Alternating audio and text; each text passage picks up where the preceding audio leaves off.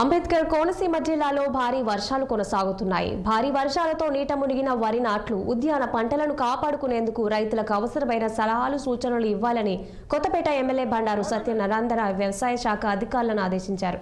గత 4 రోజులుగా కురుస్తున్న భారీ వర్షాలకు ఇటీవల వేసిన వరి నాట్లతో పాటు ఉద్యానవన పంటల నీరు మునగడంతో ఆయన అధికారులు, నాయకులతో కలిసి ఆత్రేయపురంలోని పంటలను క్షేత్రస్థాయిలో పరిశీలించారు. పొలాల్లో ఉన్న నీటిని బయటకు మళ్లించేందుకు నీటిపారుదల శాఖ అధికారులు రైతులకు సహాయ సహకారాలు అందించాలని సూచించారు. అల్పపీడనం వల్ల మరో 3 రోజుల పాటు వర్షాలు పడే అవకాశం ఉందని, వర్షాలను ఎదుర్కొనేందుకు అన్నదాతలు సిద్ధంగా ఉండాలని చెప్పారు.